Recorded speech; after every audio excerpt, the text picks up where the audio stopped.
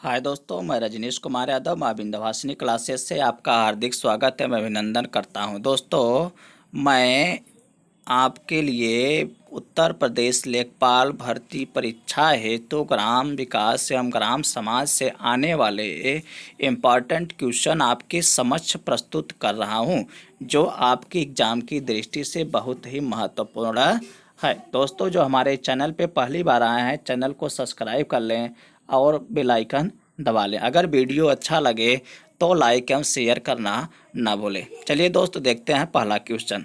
पहला क्वेश्चन कह रहा है हमारा, इंदिरा गांधी राष्ट्रीय विधवा पेंशन योजना के बारे में वर्तमान में निम्नलिखित में से कौन सा कथन सत्य है। तो कौन सा कथन सत्य था? तो वह कथन सत्य था, पेंशन की राशि रुपया प्रति माह थी। कितना रुपया? पेंशन की जो राशि थी वह 200 रुपया प्रति माह थी। उस समय 200 रुपया प्रति माह मिलता था। तो आपका ये सही हो जाएगा। अगला क्वेश्चन, इंदिरा गांधी राष्ट्रीय अपंगता पेंशन योजना के सभी लक्षणों, यहाँ पे सभी हो जाएगा दोस्तों, ये सभी है, सभी लक्षणों में निम्नलिखित में से कौन सा अभिलक्षण शामिल नहीं है। तो कौन सा अभिलक्षण शामिल नहीं है? तो वह शामिल नहीं है पेंशन का भुगतान नगद किया जाता है। तो पेंशन का भुगतान नगद नहीं किया जाता था, क्योंकि ये खाते में आता था। नगद का अर्थ होता है कि हाथों हाथ मिले।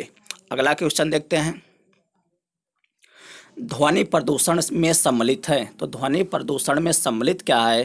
तो वहाँ सम्मिलित है आपका दोनों प्रकार के। जो ध्वनि प्रदूषण होता है वह दोनों प्रकार के होता है, एक बाह्य होता है, एक आंतरिक होता है। एक होता है बाह्य पर्यावरण और दूसरा होता है आंतरिक पर्यावरण। अगला क्वेश्चन देखते हैं, जलवायु तथा भूमि प्रदूषण की समस्या पर्यावरण की है। तो वह कौन सा है? तो वहाँ आपका हो जाएगा वाह्य। क्या हो जाएगा? वाह्य पर्यावरण। आपका वाह्य यहाँ क्या हो जाएगा? सही हो जाएगा। अगला क्वेश्चन, पर्यावरण सुरक्षा अधिनियम बना। पर्यावरण सुरक्षा अधिनियम बना। तो पर्यावरण सुरक्षा अधिनियम कब बना था? यह बना था आपका 1986 ईस्वी में। 1986 ईस्वी में, 1986 आपका यहाँ पे सही हो जाएगा। अगला क्वेश्चन देखते हैं, पर्यावरण कहलाता है। तो पर्यावरण क्या कहलाता है? यह पर्यावरण की परिभाषा क्या होती है? हमारे चारों ओर का परिवेश जिसमें हम तथा अन्य जीव सभी रहते हैं। तो ये हो जाएगा हमारा, ये सही हो जाएगा। चलिए देखते हैं अगला क्वेश्चन, राष्ट्रीय शिक्षक शिक्षा परिषद किसके विकास के लिए कार्य करती है? जो हमारे यहाँ राष्ट्रीय शिक्षक शिक्षा परिषद है वह किसके विकास के लिए कार्य करती है? तो वह करती है माध्यमिक शिक्षा के लिए। माध्यमिक शिक्षा के लिए। तो माध्यमिक शिक्षा आपका यहाँ पे सही हो जाएगा। अगला क्वेश्चन देखते हैं, राष्ट्रीय शिक्षा परिवार के प्रथम चेयरमैन कौन थे? राष्ट्रीय शिक्षा परिवार के प्रथम चेयरमैन कौन थे? तो वह थे जे.एस. राजपूत। कौन थे? जे.एस. राजपूत। तो जे.एस. राजपूत आपका यहाँ पे सही हो जाएगा। चलिए देखते हैं अगला क्वेश्चन, भारत में किस युग की स्त्रियों के लिए काला युग कहा जाता था? इसका मतलब है कि उस युग में स्त्रियों की दशा जो थी वह एकदम निंदनीय थी। उस समय की स्त्रियां अपने आप को बहुत तुच्छ समझा करती थी, या स्त्रियों को तुच्छ समझा जाता था। तो वहाँ कौन सा काल था? तो वह काल था आपका उत्तर वैदिक काल। उत्तर वैदिक काल आपका यहाँ पे सही हो जाएगा। अगला क्वेश्चन देखते हैं, गांव में जल प्रदूषण का कौन सा स्रोत नहीं है? गांव में जल प्रदूषण का कौन सा स्रोत नहीं है? तो कौन सा स्रोत नहीं है जल प्रदूषण का? तो जल प्रदूषण का स्रोत नहीं है लाउडस्पीकर के द्वारा ध्वनि। लाउडस्पीकर के द्वारा ध्वनि। तो लाउडस्पीकर से जो ध्वनि निकलती है उससे ध्वनि प्रदूषण होता है, न कि जल प्रदूषण। तो आपका यहाँ पे सही हो जाएगा लाउडस्पीकर के द्वारा ध्वनि। अगला क्वेश्चन देखते हैं, भूमि प्रदूषण उत्पन्न होता है। तो भूमि प्रदूषण किससे उत्पन्न होता है? क्या होता है कि जब हम फसलों में विभिन्न प्रकार के कीटनाशक खादें डालते हैं तो उससे भी क्या होता है, भूमि प्रदूषण होता है। और जो उद्योग धंधे हैं उसमें क्या होता है, रासायनिक पदार्थों का उपयोग किया जाता है, उससे भी भूमि प्रदूषण होता है। और इसके बाद जो कूड़ा करकट गंदगी मल मूत्र होता है उससे भी क्या होता है, भूमि प्रदूषण होता है। तो यहाँ हो जाएगा आपका उपर्युक्त सभी आपका यहाँ पे सही हो जाएगा। चलिए अगला क्वेश्चन देखते हैं। पर्यावरण के ज्ञान हेतु भारत में पारिस्थितिकी इकोलॉजी शब्द का प्रचलन वर्ष 1960 के निकट हुआ, जिसके जन्मदाता कहे जाते हैं। तो किसको कहा जाता है, पारिस्थितिकी इकोलॉजी का जन्मदाता कहा जाता है प्रोफेसर रामदेव मिश्र को। प्रोफेसर रामदेव मिश्र आपका सही हो जाएगा। अगला क्वेश्चन, विश्व पर्यावरण दिवस प्रति वर्ष मनाया जाता है। तो विश्व पर्यावरण दिवस सभी लोग जानते हैं, ये कब मनाया जाता है, यह मनाया जाता है 5 जून को। कब मनाया जाता है, 5 जून को। 5 जून आपका सही हो जाएगा। चलिए अगला क्वेश्चन देखते हैं। भारतीय पर्यावरण दिवस प्रतिवर्ष मनाया जाता है। अब भारत में भी पर्यावरण दिवस मनाया जाता है, तो वहाँ कब मनाया जाता है, तो वहाँ मनाया जाता है 19 नवंबर को। कब मनाया जाता है, 19 नवंबर को। 19 नवंबर आपका सही हो जाएगा। चलिए अगला क्वेश्चन देखते हैं। वायु प्रदूषण से मानव को बीमारी पैदा होती है।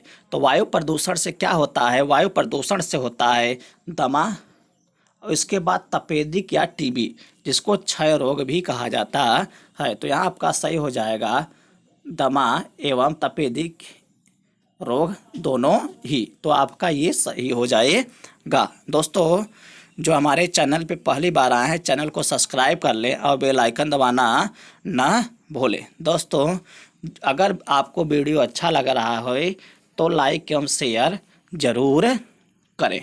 चलिए देखते हैं अगला क्वेश्चन।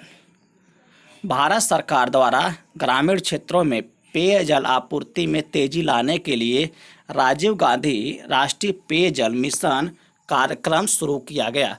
तो यह कब शुरू किया गया, यह शुरू किया गया था 1991। कब शुरू किया गया था, 1991 ईस्वी में। आपका 1991 सही हो जाएगा। चलिए अगला क्वेश्चन देखते हैं।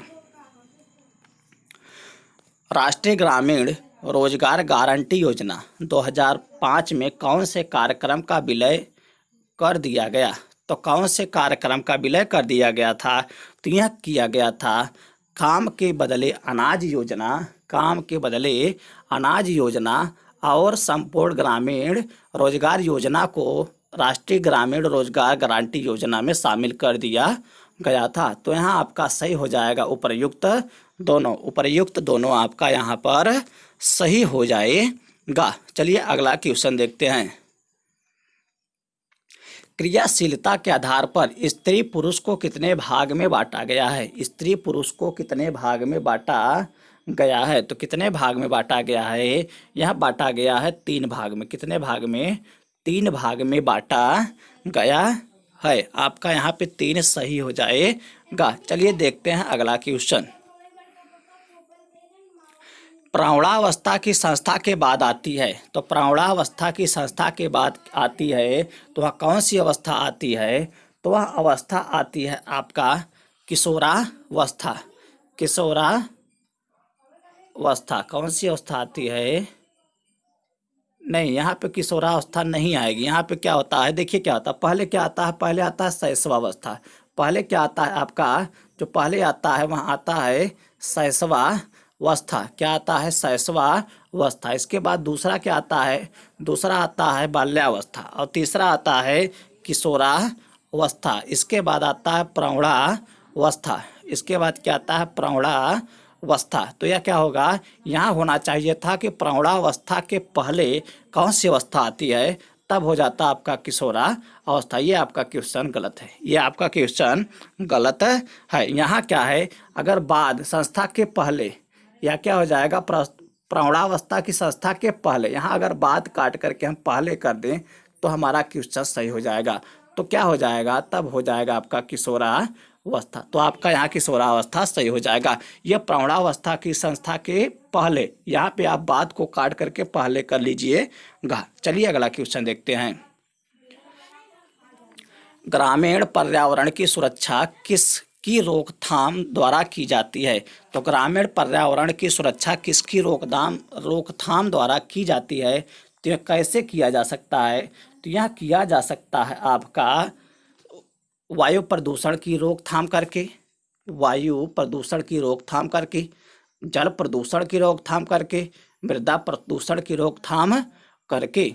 और क्या हो जाएगा, तो आपका उत्तर है उपर्युक्त सभी। क्या होता है, जो पर्यावरण होते हैं, पर्यावरण हमारा एक क्षेत्र से दूषित नहीं होता है, ये सभी क्षेत्र से दूषित होते हैं। जैसे ध्वनि हो गया, जल हो गया, मृदा हो गया, इन सबको मिला करके हमारा क्या होता है, पर्यावरण दूषित होता है। चलिए तब आपका हमारा यहाँ क्या हो जाएगा, उपर्युक्त सभी सही हो जाएगा। चलिए देखते हैं अगला क्वेश्चन। ग्रामीण पर्यावरण में वायु प्रदूषण होता है। तो ग्रामीण पर्यावरण में वायु प्रदूषण कैसे होता है? तो घरेलू चूल्हों तथा धूम्रपान द्वारा उत्पादित धुएं से। सही बात है। परिवहन मोटर गाड़ियों से उत्पन्न धुएं से, ये भी सही बात है।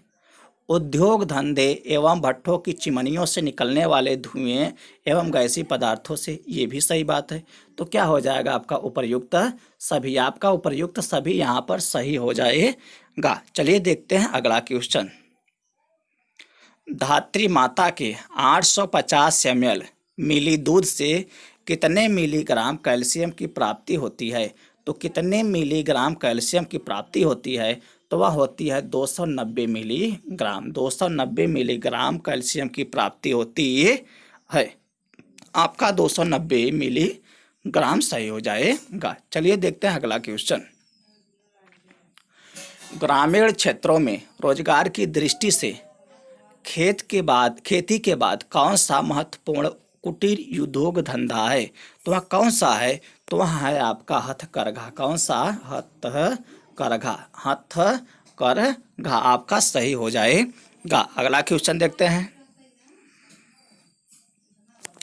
ग्रामीण क्षेत्रों में बुनकरों की बेहतरी के लिए निम्नलिखित में से कौन सी योजना सरकार द्वारा चालू की गई है? तो कौन सी योजना है? तो वह है आपका हथकरघा विकास केंद्र योजना, हैंग यार्न प्राइस सब्सिडी योजना, और इसके बाद है थ्रिफ्ट फंड योजना। आपका हो जाएगा उपर्युक्त सभी। आपका उपर्युक्त सभी यहाँ पे सही हो जाएगा। चलिए देखते हैं अगला क्वेश्चन और इस वीडियो का लास्ट क्वेश्चन। चलिए देखते हैं क्या हो जाएगा आपका। National food for work programme NFWP की शुरुआत कब से की गई? कब से की गई थी? तो यह की गई थी आपका 14 नवंबर 2004 से। 14 नवंबर 2004 से। 14 नवंबर 2004 आपका सही हो जाएगा। दोस्तों हमारा ये लास्ट क्वेश्चन था। दोस्तों जो हमारे चैनल पे पहली बार आए हैं, चैनल को सब्सक्राइब जरूर कर लें और बेल आइकन दबाना न भूलें। अगर आपको वीडियो अच्छा लगे, आपके एग्ज़ाम के लिए महत्वपूर्ण लगे, तो आप वीडियो को लाइक एवं शेयर जरूर करें। धन्यवाद दोस्तों।